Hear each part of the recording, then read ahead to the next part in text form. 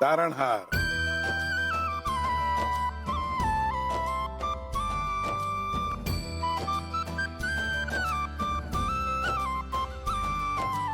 स्वामी,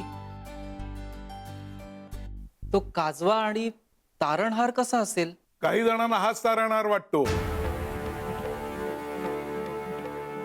अंधारात पडलेला प्रत्येक प्रकाश हा मार्गदर्शक असतोच असं नाही.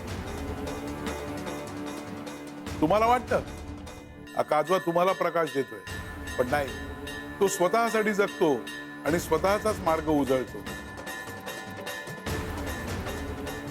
पण काही जण यालाच तारणहार मानतात. चालायचंच, संकट आलं की माणूस बिथरतो आणि मग अंधारात तो प्रकाश शोधायच्या ऐवजी आधार शोधत राहतो. कविराज, मशाल घेऊन या. हो स्वामी.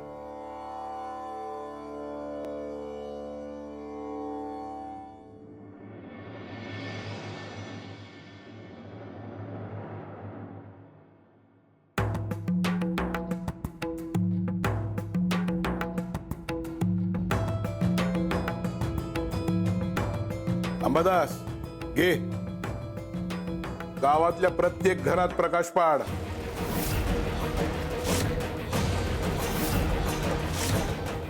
हे कसं शक्य आहे स्वामी? नाही जमणार का? सुंदरा, तुला जमेल का? नाही देवा, नाही जमणार. कविराज, तुम्हाला? नाही स्वामी, मलाही नाही जमणार. आणि गया, तू ग? स्वामी, नाही जमणार. पण तुम्हाला नेमकं काय म्हणायचंय?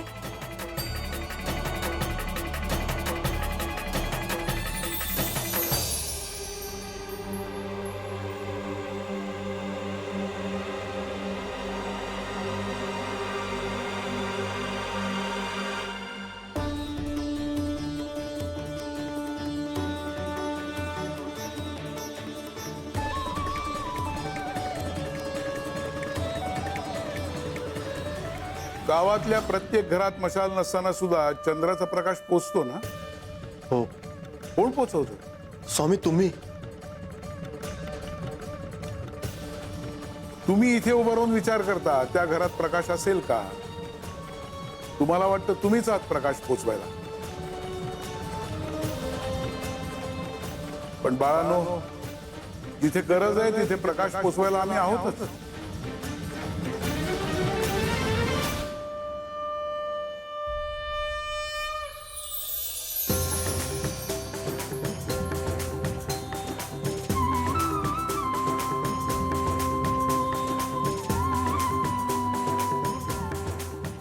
अंबादास, स्वामीदेव काय म्हणाले आलं का लक्षात? तुम्हाला वेदची काळजी आहे, पण या उदाहरणातून स्वामीदेव सांगतायत ते वेदची काळजी घेतायत.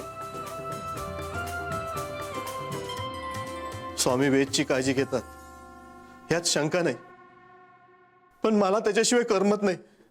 आणि त्यालाही.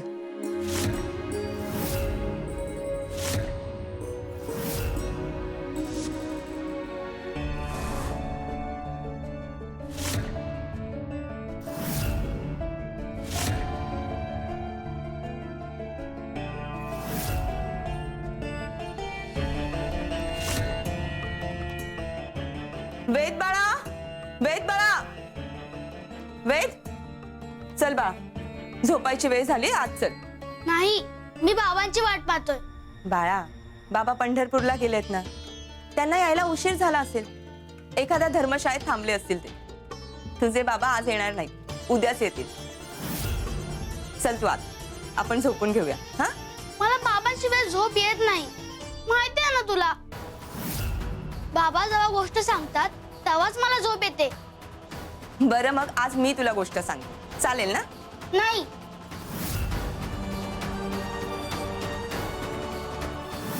बाबांनी सांगितलं होतं ते आज येणार.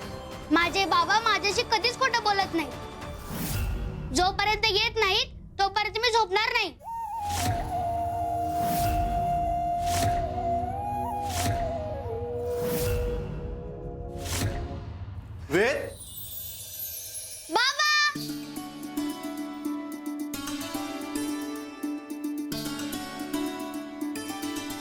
हो, तुम्ही एवढ्या रात्री न थांबता चालात की काय?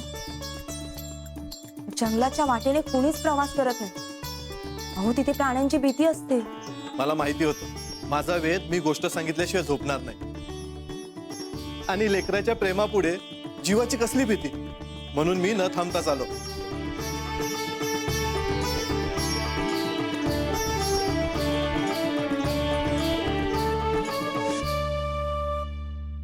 वेद झोपला असेल का आता? मी गोष्ट सांगितल्याशिवाय त्याला झोप येत नाही. आज कोणी गोष्ट सांगितली असेल त्याला? गुरुदेव गुरुदेव गुरुदेव, तुम्ही त्या रेणुकाला कसं मूर्ख बनवलं. आणि गुरुदेव, ते अष्टगंध काळ पडतं.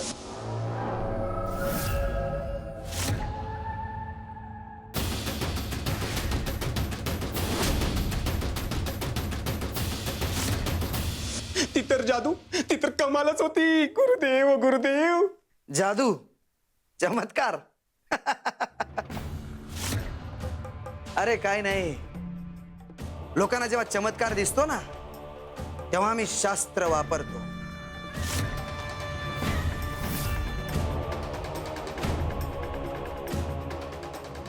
हे अष्टगंध,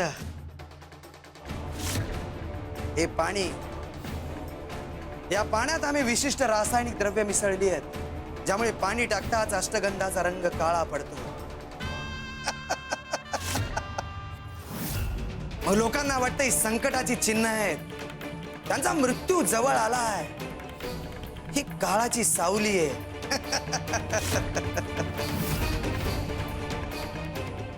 संपत, भोळेपणा आणि भीती ही सगळ्यात मोठी हत्यार आहेत आपली.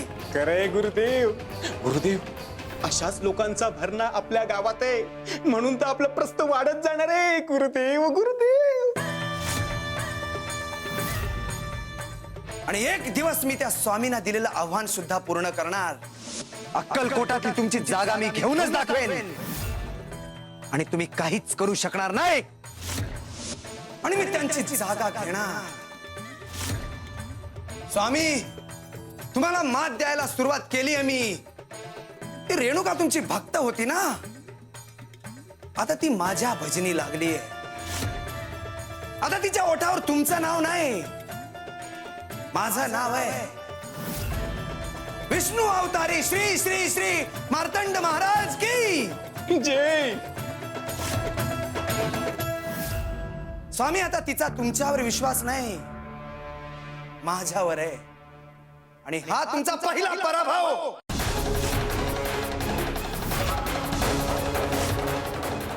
संपत, हा गुरुदेव.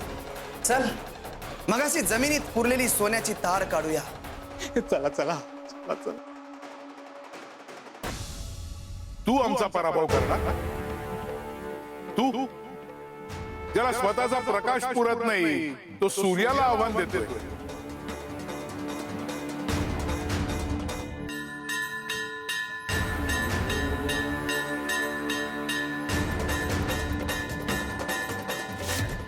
काजव्याचा प्रकाश क्षणिक असतो, तर सूर्याचं तेज शाश्वत असतं.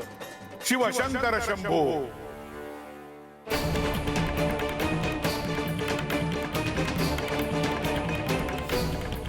स्वामी, आता तुमचं काही चालणार नाही.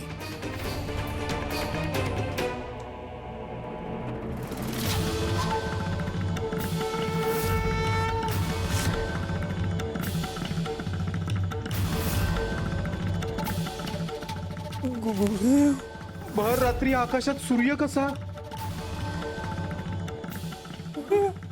गुरुदेव, हे काय आहे? सदानंद, काजव्याने कधी सूर्याशी स्पर्धा करायला जाऊ नये.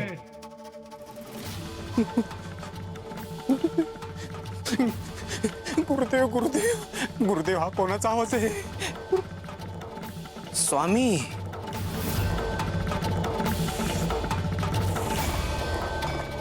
हास हास, अजून हास. अहंकाराला हसायला आवडतं, पण जो स्वतःला सूर्य समजतो त्याला काजव्याचं स्थानही कळत नाही. सत्याला ओरडावं लागत नाही, ते शांतपणे विजय मिळवतं. शिवशंकर शंभो. त्या स्वामींनी पुन्हा काहीतरी जादू केली असणार. हरणारा नेहमी चमत्कारावर दोष टाकतो. त्यांचा जळफळाट होत असेल, होऊ दे, पण आपण जिंकतो संपत. हो गुरुदेव, गुरुदेव. चल, आपण जमिनीत पुरलेली सोन्याची तार काढूया. गुरुदेव, गुरुदेव.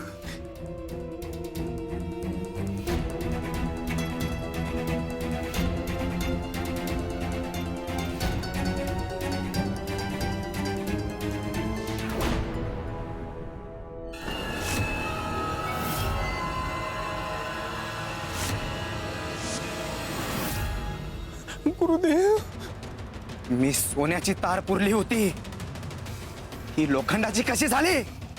गुरुदेव, मला वाटतं ना स्वामींनी काहीतरी गडबड केली असेल.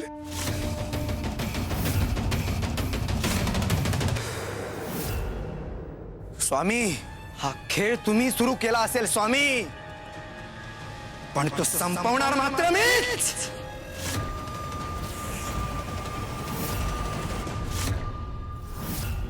तुम्ही जे पेरता तेच धरणी माता तुम्हाला परत देते. जसं बीज तसं फळ. तुम्ही जर फसवणूक पेरलीत तर तुमच्या वाट्याला फसवणूकच येणार. कर्माचा हिशोब टाळता येत नाही, तो परत येतोच. कर्म का चक्र घूमना शुरू हो गया है, अब न्याय रुकने वाला नहीं है. जैसा जिसने बोया वैसा ही वो पाएगा. शिव शंकर शंभो. आई मला झोप येत नाहीये, मला बाबा हवेत.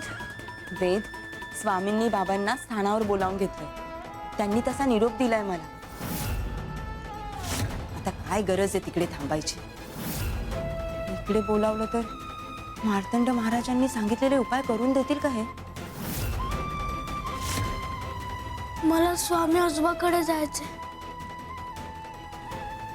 वेद, बाबा,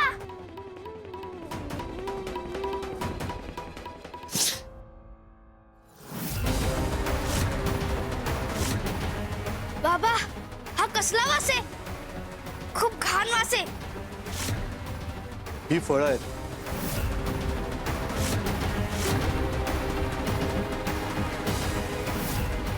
स्वामींनी गळ्यात बांधायला सांगितलं. काय? स्वामी उगाच काहीही सांगतात, ज्याचा काहीच अर्थ नसतो. तुम्ही आधी काढा हे सगळं. नाही, ही स्वामींची आज्ञा आहे. तू मार्तंडकडे कशासाठी गेलीस? स्वामी असताना आपल्याला दुसरीकडे जायची काय गरज होती? हा स्वामींवरचा अविश्वास आहे. अविश्वास? तुम्हीच सांगा, स्वामींनी आतापर्यंत काय केलं आपल्यासाठी? गौतम बरोबरच बोलतो. अहो, मार्तंड महाराजांनी काही क्षणातच माझ्या लेकराच्या वेदना कमी केल्या. रेणुका, धीर धर. खरी कृपा वेळ घेते, पण कायमची असते. स्वामी कृपा करतील. नाही, मला वाट पाहायची नाही.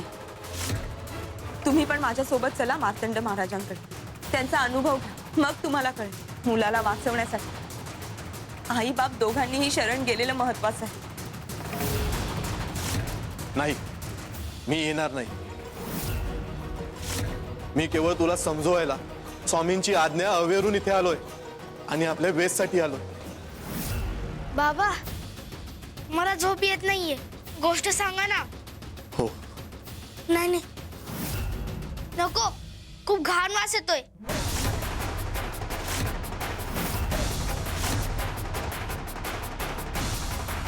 हे बघा, तुम्ही असं नका करू. यामुळे वेदला अजून त्रास होऊ शकतो. तुम्ही हे सगळं काढा, मगच त्याच्या जवळ या.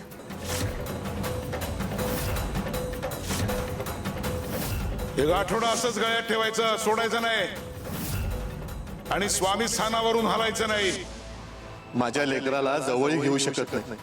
आज्ञा पाळू तर माया तुटते, माया जपू तर श्रद्धा तुटते. वेद एकीकडे आणि स्वामींची आज्ञा दुसरीकडे.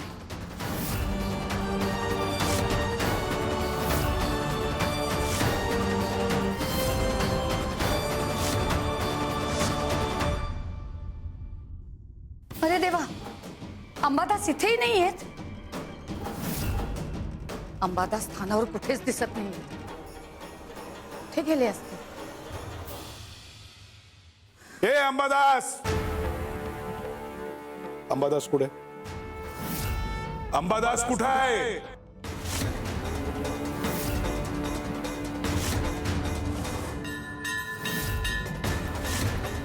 आजची रात्र वाट चुकायचीच रात्र आहे. अंबादासनं पाऊल टाकलंय, पण दिशा योग्य आहे का? अरे हे बघ, हे आहे मार्तंड महाराजांचं घर. तुला सांगितलं होतं ना, मार्तंड महाराज साधे मनुष्य नाहीयेत. पण माझं काम होईल ना? अरे राजाला मारायचा किती वेळा प्रयत्न केलास, यश आलं का? म्हणूनच म्हणतोय काहीतरी वेगळा मार्ग वापरायला हवा.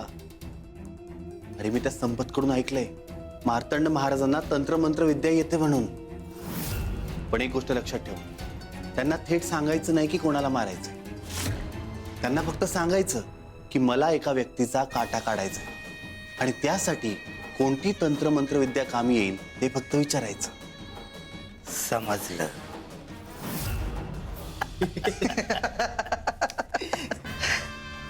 गुरुदेव गुरुदेव. हा? सुभानराव, ये सुभानराव, ये. सरदार सुभानराव. तुम्हाला माझं नाव कसं कळालं? गुरुदेव गुरुदेव, गुरुदेवांना सगळं माहिती असतं. मनात जे आहे ते शब्दात सांगण्याची गरज नसते. भक्तांचा विचार आमच्यापर्यंत आधीच पोहोचतो.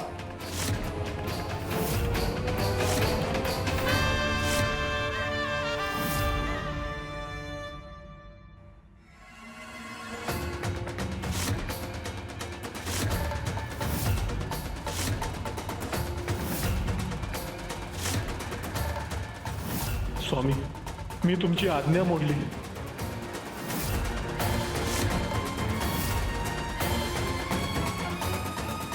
स्वामी रागावतील की शांत राहून अधिक मोठा धडा देतील?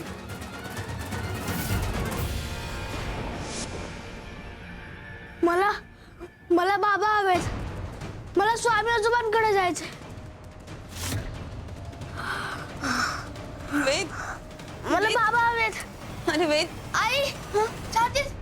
आई, छातीत. वेद काय होते? छातीत दुखतंय. वेद, आई, वेद, आई. वेद तुला बरं वाटेल वेद.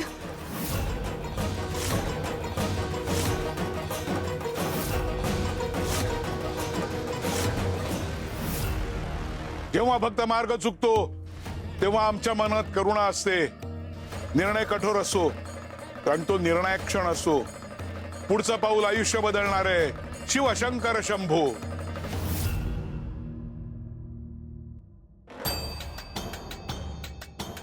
स्वामी, माझं चुकलं, मला माफ करा. जा, वाळूचं घड्याळ घेऊन ये.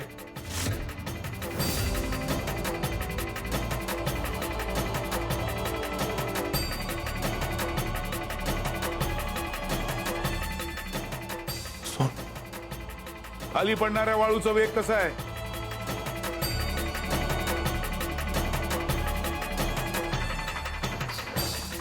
मंद आहे स्वामी.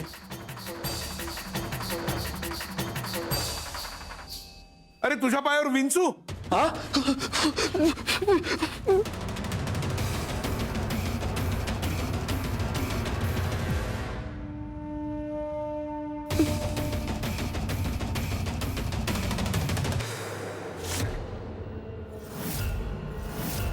विंचू नव्हताच, पण त्या भीतीपायी तू काय केलंस बघ.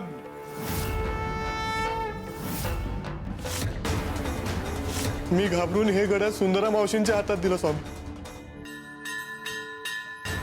म्हणजे आम्ही दिलेलं कार्य तू सोडून दिलंस. आता पुन्हा बघ.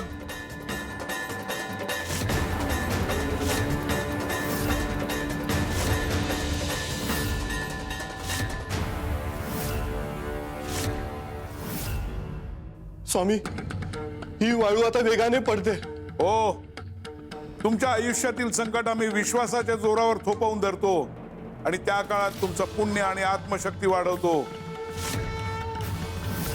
पण जेव्हा भीतीपोटी तुम्ही आमच्या आदेशाचं उल्लंघन करता त्यावेळेस ते संकट तुमच्या जवळ वेगाने येतं.